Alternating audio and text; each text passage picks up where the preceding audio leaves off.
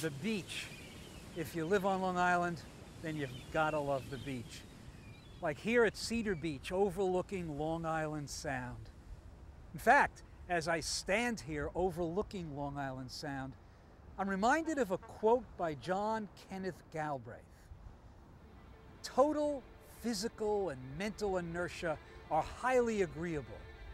A beach not only permits such inertia, it enforces it, gently eliminating all problems of guilt. Yeah, I like that. I mean, inertia. Inertia is just like, means to me, just going with the flow. So what I think John is saying is that chilling is great.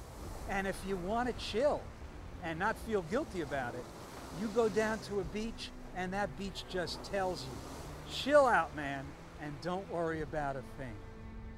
Okay, now did you notice how I thought of a quote about the beach and then kind of figured what it meant to me and then decided that I definitely agreed with it? Well, the critical lens question on the Regents is exactly like that. They give you a quote about literature, you kind of rephrase it in your own words, and then decide whether you agree with it.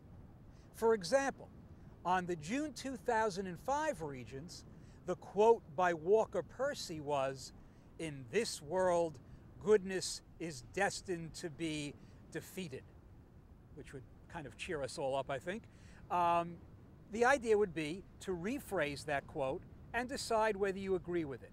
Let's take a look at how some actual students handled that. For example, one student decided that the quote means that in the battle between good and evil, evil will always win. Once she decided that's what it meant, she decided that she disagreed with it. Now, to support that, she showed that in the novel A Separate Peace by John Knowles, that a spark of good burned in Jean's soul, even though he did an evil deed.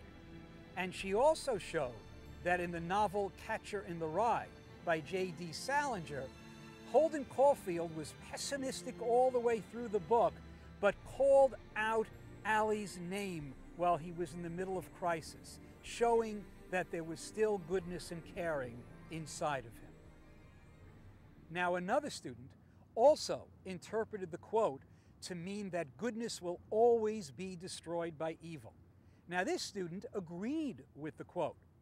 To support it, he showed that in the novel Lord of the Flies by William Golding, Ralph's internal conflicts completed the destruction of goodness on the island.